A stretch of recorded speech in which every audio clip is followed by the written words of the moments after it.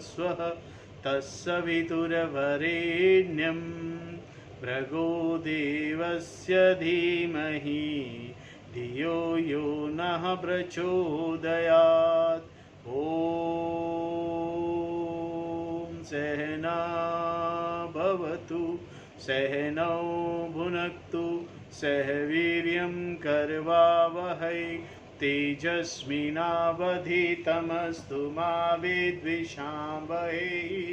ओम शांति शांति शांतिः। श्रुतिस्मृतिपुराणानाम् आलयं करुणालयं नमामि भगवत्पाद शंकरं लोकशंकरं शंकरं शंकराचार्यं केशवं बादरायणं सूत्रभाष्यकृतौ वन्दे भगवन्तौ पुनः पुनः। ओम त्वमेव माता च पिता त्वमेव बन्धुश्च सखा त्वमेव विद्या द्रविणं त्वमेव सर्वं मम देव देव। ओम गुरुदेव भगवान शिव शंकर भोलेनाथ कैलाशपति महाराज की जय। श्री कृष्ण शरणं मम श्री कृष्ण शरणं मम श्री कृष्ण शरणं मम श्री कृष्ण शरणं मम।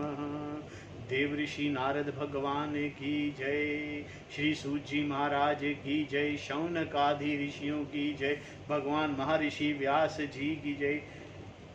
शंकराचार्य भगवान की जय। शुक्रदेव भगवान की जय। शंकराचार्य भगवान की जय। स्वामी चिन्मयानंद भगवान की जय। स्वामी दयानंद भगवान की जय। स्वामी प्रबुद्धानंद भगवान की जय। स्वामी शुद्धानंद भगवान की जय। साध्वी आनंद ज्योति जी की जय। सभी गुरुदेवताओं की जय। सभी गुरुदेवताओं की जय। सभी गुरुदेवताओं की जय। श्री कृष्ण गोविंद हरे मुरारी हे नाथ नारायण वासुदेवा। श्री कृष्ण गोविंद हरे मुरारी हे नाथ नारायण वासुदेवा।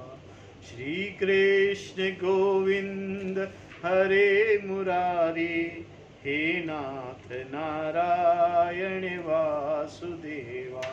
श्री कृष्ण गोविंद हरे मुरारी हे नाथ नारायण वासुदेवा। श्री कृष्ण गोविंद हरे मुरारी हे नाथ नारायण वासुदेवा। श्री कृष्ण गोविंद हरे मुरारी हे नाथ नारायण वासुदेवा।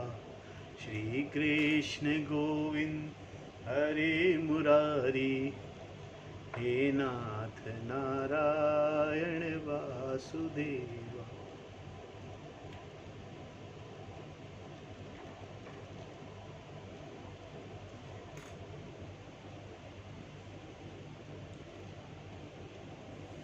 श्रीमद् भागवत कथा, भागवत कथा का पंचम स्कंध और 19वां अध्याय है ये, जिसमें किम पुरुष और भरतवर्ष की वर्णन किया जाएगा।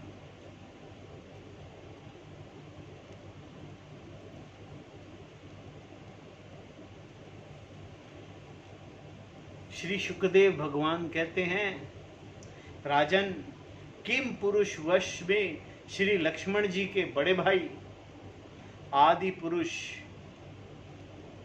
सीता हृदयाभिराम भगवान श्री राम के चरणों की सानिध्य के रसिक परम भगवत श्री हनुमान जी अन्य किन्नरों के सहित अविचल भक्ति भाव उनकी उपासना करते हैं। वहां अन्य गंधर्वों के सहित आरष्टिशेण उनके स्वामी भगवान राम की परम कल्याण में गुण गाथा गाते रहते हैं। श्री हनुमान जी उसे सुनते हैं और स्वयं भी इस मंत्र का जाप करते हुए इस प्रकार उनकी स्तुति करते रहते हैं। ओम नमो भगवते उत्तम श्लोकाय नमः। आर्य लक्षण शील व्रताय नमः। उमा शिक्षात्मकाय आत्मना उपासित लोकाय नमः वाद निकषणाय नमो ब्रह्मण देवाय महापुरुषाय महाराजाय नम इति। हम ओमकार स्वरूप पवित्र कीर्ति भगवान श्री राम को नमस्कार करते हैं। आप में सत्पुरुषों के लक्षण, शील और आचरण विद्यमान हैं। आप बड़े ही संयत चित्त, लोक आराधना तत्पर, साधुता की परीक्षा के लिए कसौटी के समान और अत्यंत ब्राह्मण भक्त हैं। ऐसे महापुरुष महाराज राम को हमारा पुनः पुनः प्रणाम है। भगवान आपके विशुद्ध बोध स्वरूप अद्वितीय अपने स्वरूप के प्रकाश के से गुण कार्य रूप जागृत आदि संपूर्ण अवस्थाओं का निरस करने वाले सर्वंतरात्मा परम शांत शुद्ध बुद्धि से ग्रहण किए जाने योग्य नाम रूप के सहित और अहंकार शून्य हैं। मैं आपकी शरण में हूँ। प्रभु, आपका मनुष्य अवतार केवल राक्षसों के वध के लिए नहीं है। इसका मुख्य उद्देश्य तो मनुष्यों को शिक्षा देना है। अन्यथा अपने स्वरूप में ही रमण करने वाले साक्षात जगदात्मा जगदीश्वर को सीता जी के वियोग में इतना दुख कैसे हो सकता था। आप धीर पुरुषों के आत्मा और प्रियतम भगवान वसुदेव हैं। त्रिलोकी किसी भी वस्तु में आपकी आसक्ति नहीं है। आप ना तो सीता जी के लिए मोह को ही प्राप्त हो सकते हैं और ना लक्ष्मण जी का त्याग ही कर सकते हैं। आपके यह व्यापार केवल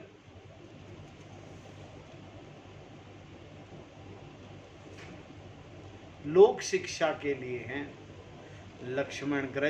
लक्ष्मणाग्रज उत्तम कुल में जन्म, सुंदरता, वाक चातुरी, बुद्धि और श्रेष्ठ योनि, इनमें से कोई भी गुण आपकी प्रसन्नता का कारण नहीं हो सकता।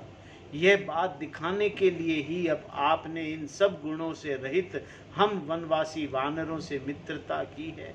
देवता, असुर, वानर अथवा मनुष्य कोई भी हो, उसे सब प्रकार से श्री राम रूप आपका ही भजन करना चाहिए, क्योंकि आप नर रूप में साक्षात श्री हरि हैं और थोड़े किए को भी बहुत अधिक मानते हैं। आप ऐसे आश्रिति वत्सल हैं कि आप जब स्वयं दिव्य धाम को सिधारे थे तब समस्त उत्तर कौशल वासियों को भी अपने साथ ले गए थे। ऐसी मान्यता है कि भगवान राम जब इस पृथ्वी से मृत्युलोक से अपने धाम को पधारे तो संपूर्ण अवध, संपूर्ण अयोध्या वासियों को अपने साथ ले गए थे वैकुंठ। भारतवर्ष में भी भगवान दयावश नर नारायण रूप में धारण करके श्यामशील पुरुषों पर अनुग्रह करने के लिए अव्यक्त रूप से कल्प के अंत तक तप करते रहते हैं। उनकी यह तपस्या ऐसी है कि जिससे धर्म, ज्ञान, वैराग्य, ऐश्वर्य, शांति और उपरति की उत्तरोत्तर वृद्धि होकर अंत में आत्म स्वरूप की उपलब्धि हो सकती है।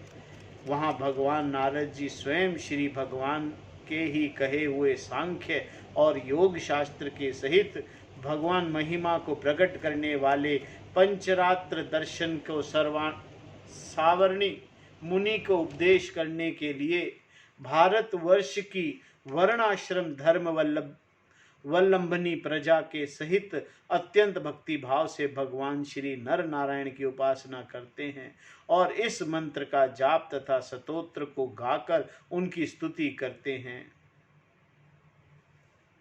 ओम नमो भगवते उपशमशीलायोपरांतात्माय नमो अकिंचन वित्ताय ऋषिरभाय नरनारायणाय परमहंस परम गुरवे आत्मरमाधिपते नमो नमः। ओमकार स्वरूप अहंकार से रहित निर्धनों के धन, शांत स्वभाव ऋषि प्रवर भगवान नर नारायण को नमस्कार है। यहाँ निर्धन का मतलब गरीब, निर्धन मतलब ये जो संसार में धन है इसको धन नहीं कहते। निर्धन का मतलब है ज्ञान। धन का यहाँ मतलब ज्ञान से है। जिसके पास ज्ञान नहीं है ना, उनके लिए ज्ञान रूप भगवान ज्ञान रूप है, ज्ञान रूप। धन का मतलब पैसों से हमेशा नहीं तोड़ना चाहिए। धन का मतलब पैसे होता ही नहीं है।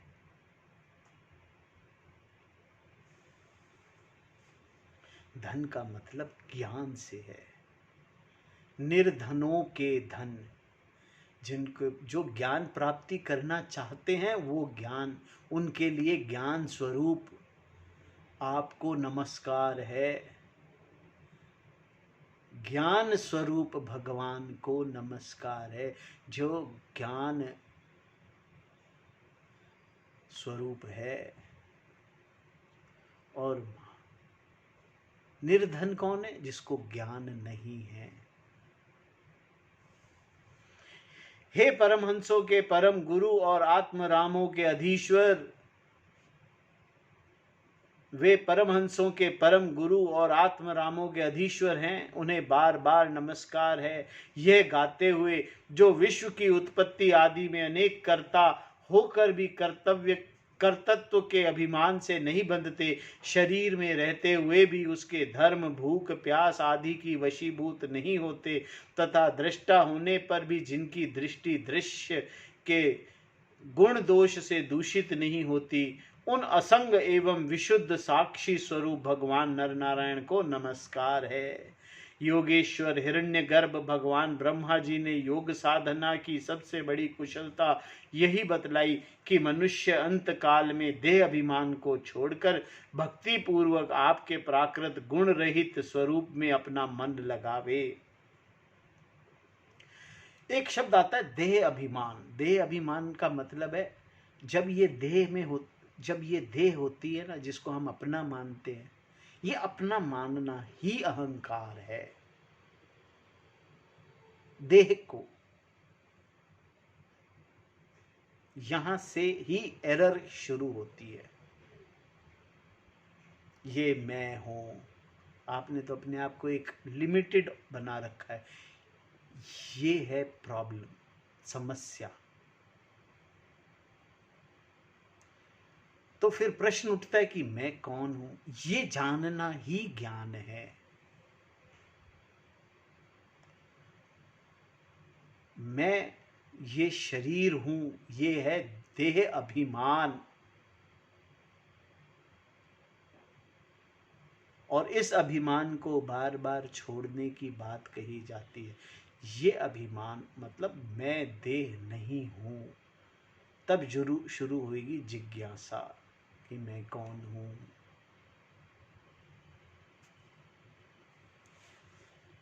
लौकिक और परलौकिक भोगों के लालची मूढ़ पुरुष जैसे पुत्र, स्त्री और धन की चिंता करके मौत से डरते हैं, उसी प्रकार यदि विद्वान को भी इस निंदनीय शरीर के छूटने का भय ही बना रहा तो उसे ज्ञान प्राप्ति के लिए किया हुआ सारा प्रयत्न केवल श्रम ही है। शरीर छूटना और शरीर पाना, इस आत्मा को समझ में, जब हम अपने आप को समझने की प्रक्रिया में जाएंगे ना, तो शरीर छूटना, पाना, ये सब खत्म हो जाएगा। ना तो शरीर छूटता है और ना शरीर पाया जाता है।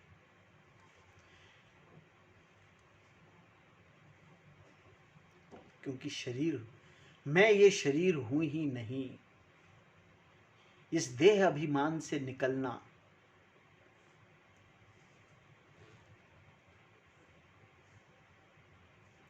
अतः अधोज हमें अपना स्वाभाविक प्रेम रूप भक्ति योग प्रदान कीजिए, जिससे कि प्रभु इस निंदनीय शरीर में आपकी माया के कारण बुद्ध मूल हुई दुर्भेद अहंता ममता को हम तुरंत काट डालें।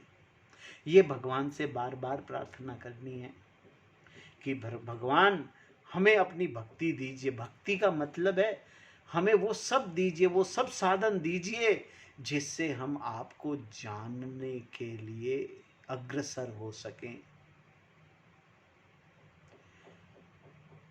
हम आत्मा को परमात्मा जान सकें। ऐसे सब साधनों से हमें परिपूर्ण कर दीजिए, सब साधनों से। इसके अंदर शरीर से, शरीर को चलाने के लिए जितने साधन चाहिए वो सब आ गए, पर वो साधन इंजॉयमेंट के लिए नहीं है, आनंद के लिए नहीं है, क्योंकि उनमें आनंद है ही नहीं, उनमें आनंद नहीं है। आनंद तो परमात्मा में है। परमात्मा को जानने से परमात्मा में आनंद है, परमात्मा ही आनंद स्वरूप है।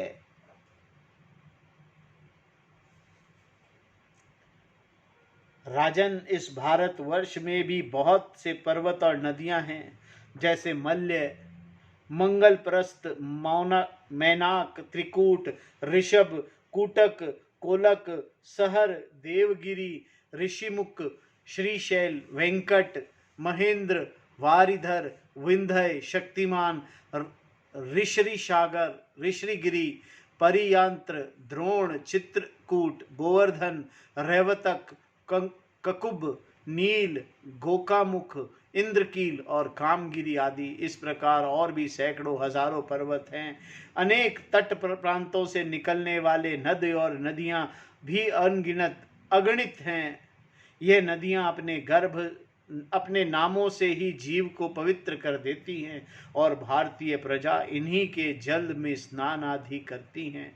उनमें से मुख्य मुख्य नदियां ये हैं: चंद्रवसा, ताम्रपाणी, अवटोदा, कृतमाला, वेहसई, कावेरी, वैणी, पयस्विनी, शक्राव्रत, तुंगभद्रा, कृष्णा, वैण्य, भीमरथी, गोदावरी, निर्विंध्या, पोषणी, तापी, रेवा, सुरसा, नर्मदा, चम्रवंती, सिंधु, अंध और शोण नाम के नद, महानदी, वेद स्मृत, ऋषिकुल्या, त्रिसमा, कौशिकी, मंदाकिनी, यमुना, सरस्वती, दृशदवती, गोमती, सरयू, रोदस्वती, सप्तवती, सोषमा, शतद्रु, चंद्रभागा, मरुद्धवृधा, वित्सता, असंकिनी और विश्वा।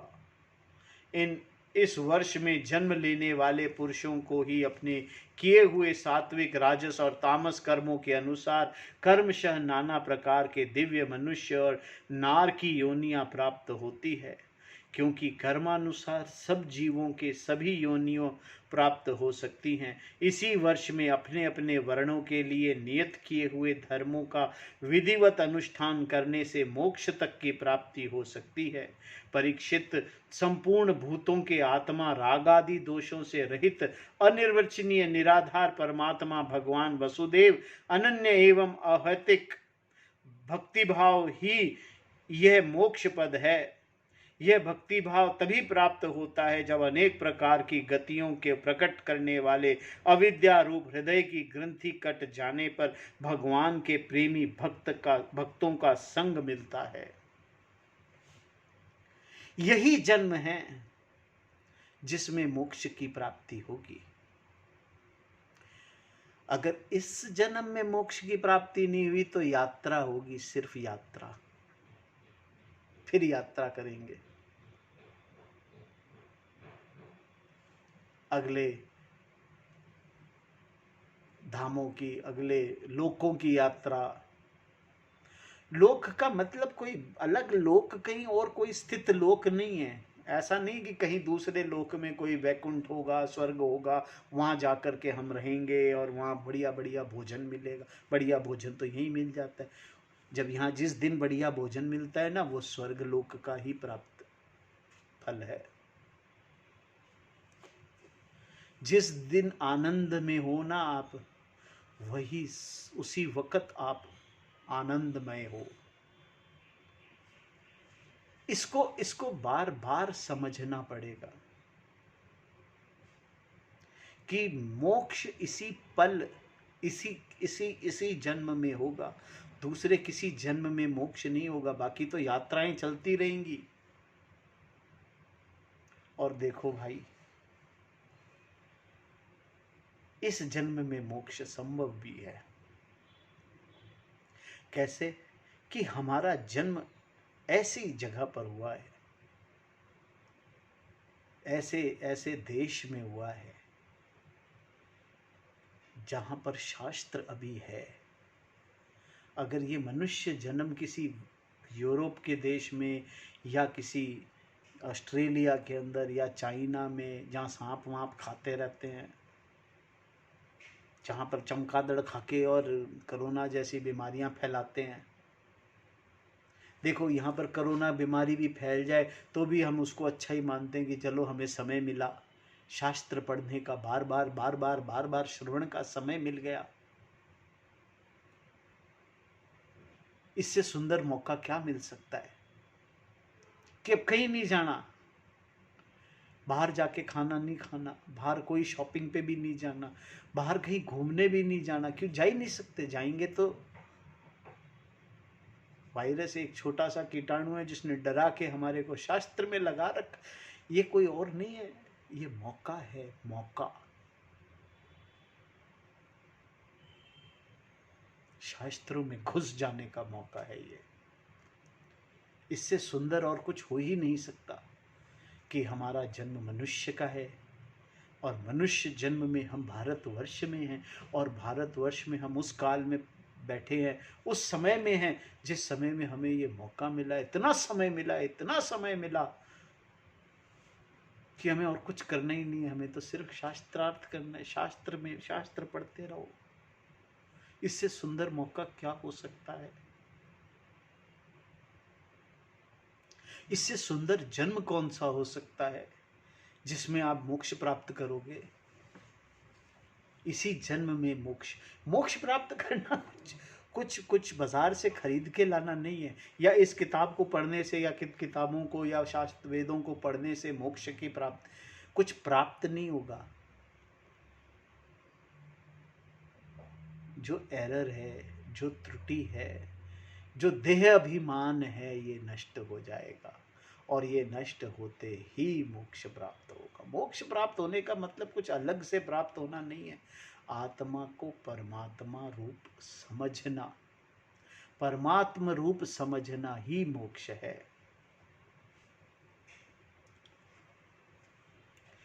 देवता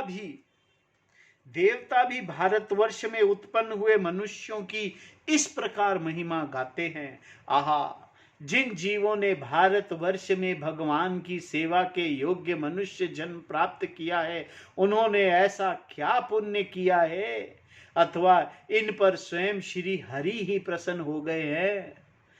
इस परम सौभाग्य के लिए तो निरंतर हम भी तरसते रहते हैं। हमें ये बड़े कठोर यज्ञ, तप, व्रत और दान आदि करके जो यह तुच्छ स्वर्ग का अधिकार प्राप्त हुआ है, इससे क्या लाभ है?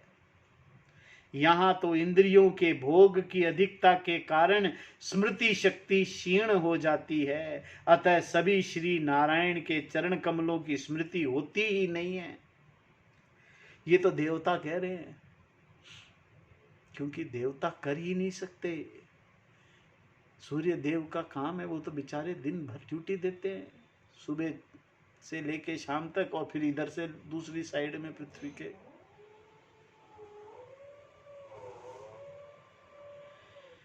यहाँ तो इंद्रियों के भोग की अधिकता के कारण स्मृति शक्ति क्षीण है, अतः कभी श्री नारायण के चरण कमलों की स्मृति होती ही नहीं है। यह स्वर्ग तो क्या, जहाँ के निवासी की एक एक कल्प की आयु होती है, किंतु जहाँ से फिर संसार चक्र में लौटना पड़ता है। स्वर्ग से फिर संसार चक्र में ही लौटना पड़ता है। उन ब्रह्मलोक आदि की अपेक्षा भी भारत भूमि में थोड़ी आयु वाले होकर जन्म लेना अच्छा है, क्योंकि यहाँ धीर पुरुष एक क्षण ही अपने इस मत्सर्य मत्र शरीर से किए हुए संपूर्ण कर्म श्री भगवान को अर्पण करके उनका अभय पद प्राप्त कर सकता है। अपने सब कर्म भगवान को अर्पण करो, इससे सुंदर क्या हो सकता है। और अगर इस क्षण भी, इसमें भी मोक्ष नहीं पाया, इस समय में भी मोक्ष नहीं पाया, मोक्ष माने ज्ञान नहीं पाया,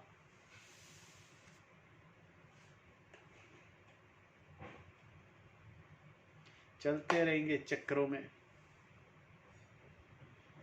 जहां भगवत कथा की अमृतमयी सरिता नहीं बहती, जहां उसके उद्गम स्थान भागवत भक्त साधु जन निवास नहीं करते, और जहां नृत्य गीत आदि के साथ बड़े समारोह से भगवान यज्ञ पुरुष की पूजा अर्चना नहीं की जाती, वहां चाहे ब्रह्मलोक ही क्यों ना हो, उसका सेवन नहीं करना चाहिए। चाहे कितना ही बड़ा महल हो, कहने का मतलब है कितना ही बड़ा महल हो, अगर एक कमरा आपके पास ऐसा नहीं है जहां बैठ करके आप शास्त्र का अध्ययन कर सको शांति से, तो ऐसे महलों का कोई फायदा नहीं है।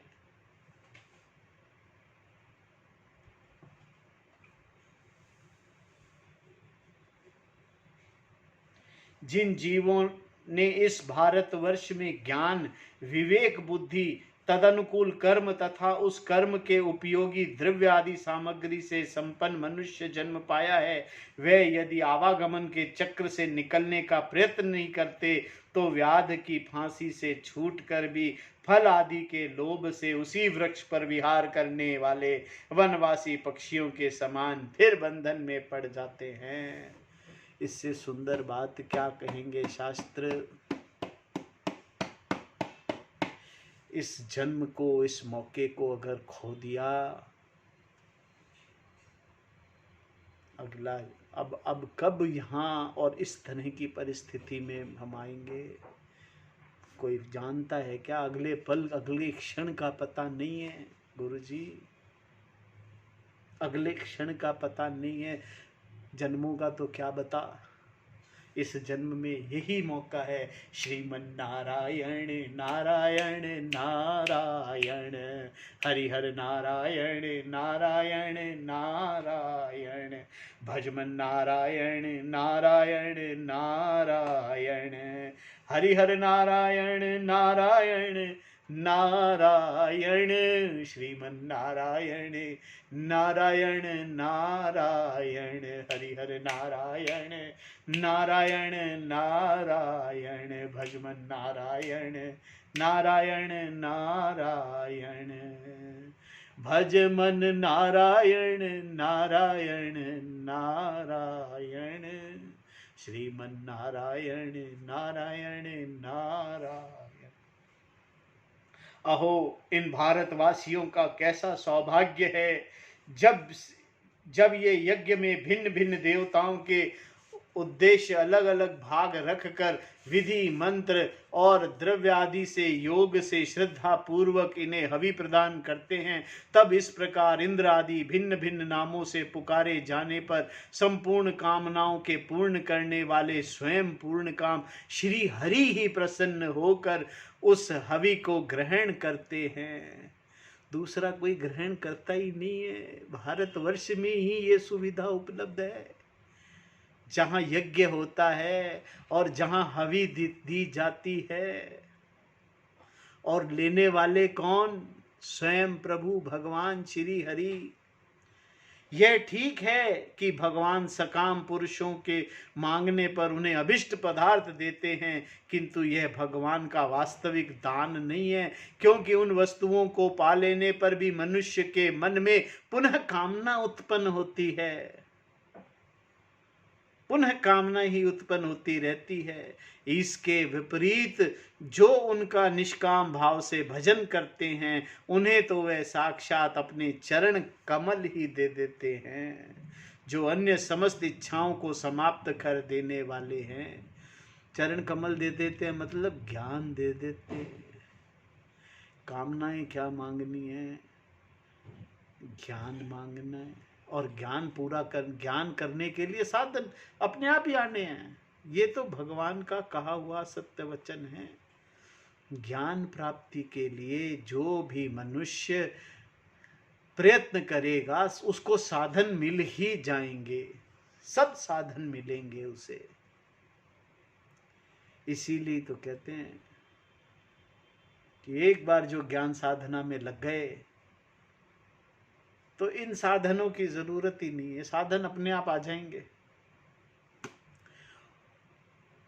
क्योंकि साधनों की इच्छा नहीं रहेगी, साधन पाने ही नहीं है, किस लिए? ज्ञान पाना है। अतः अब तक स्वर्ग मुक्त सुख भोग लेने के बाद हमारे पूर्वकृत यज्ञ परवचन और शुभ कर्मों से यदि कुछ भी पुण्य बचा हो तो उसके प्रभाव से हमें इस भारतवर्ष में भगवान की स्मृति से युक्त मनुष्य जन्म मिले, क्योंकि श्री हरि अपना भजन करने वाले का सब प्रकार से कल्याण करते हैं। श्री सुखदेव जी कहते हैं, राजन, राजा सगर के पुत्रों ने अपने यज्ञ के घोड़े को ढूंढते हुए इस पृथ्वी के चारों ओर से खोदा था। उससे जम्बू द्वीप के अंतर्गत ही 8 उपद्वीप बन गए, ऐसा कुछ लोगों का कथन है। उस स्वर्ण प्रस्थ, चंद्र शुक्ल, आवर्तन, रमणक, मंदर हरिण, पांचजन्य, सिंघल और लंका है। भारत श्रेष्ठ इस प्रकार जैसा मैंने गुरुमुख से सुना था, ठीक वैसा ही है जैसे जम्बू द्वीप के वर्षों का विभाग सुना दिया, वैसा ही तुम्हें यह जम्बू द्वीप के वर्षों का विभाग सुना दिया। ये सुखदेव जी ने जम्बू द्वीप का विभाग सुनाया है। श्रीमन्नारायण नारायण नारायण। अगले अध्याय में 20वें अध्याय में अन्य 6 द्वीपों तथा लोकालोक पर्वत का वर्णन श्री सुखदेव भगवान करेंगे, जिसे हम कल करेंगे। आज की कथा को हम यहीं विराम देते हैं।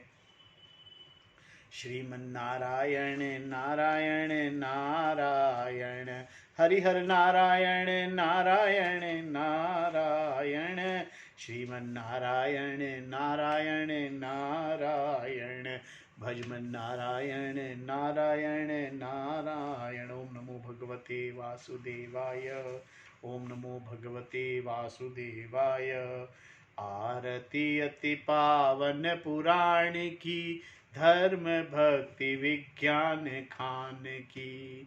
आरती अति पावन पुराण की, धर्म भक्ति विज्ञान खान की। महापुराण भागवत निर्मल शुक मुख विगलित निगम कल्प फल, परमानंद सुदारसमय कल लीलारति रस रस निधान की। आरती अति पावन पुराण की, धर्म भक्ति विज्ञान खान की। कलिमल मथनि त्रिताप निवारिणी, जन्म मृत्युमय भव भयहारिणी। सेवत सतत सकल सुखकारिणी, सौमौषधि हरिचरित गान की। आरती अति पावन पुराण की, धर्म भक्ति विज्ञान खान की। विषय विलास विमोह विनाशिनी, विमल विराग विवेक विकासिनी। भगवतत्व रहस्य प्रकाशिनी, परम ज्योति परमात्म ज्ञान की। आरती अति पावन पुराण की, धर्म भक्ति विज्ञान खान की। परमहंस मुनि मन उलासिनी, रसिक हृदय रस रास विलासिनी। भुक्ति मुक्ति रति प्रेम सुदासिनी, कथा अकिंचन प्रिय सुजान की। आरती अति पावन पुराण की, धर्म भक्ति विज्ञान खान की। आरती अति पावन पुराण की, धर्म भक्ति विज्ञान खान की। ओम नमो भगवते वासुदेवाय, ओम नमो भगवते वासुदेवाय। ओम पूर्णमदः पूर्णमिदं पूर्णात् पूर्णमुदच्यते, पूर्णस्य पूर्णमादाय पूर्णमेवावशिष्यते। ओम शांति शांति शांति। हरि ओम तत्सत्। ओम गुरुभ्यो नमः। श्रीमन्नारायण नारायण नारायण, भजमन नारायण नारायण नारायण, श्रीमन नारायण नारायण नारायण, हरिहर नारायण नारायण नारायण, श्रीमन नारायण नारायण नारायण। ओम नमो भगवते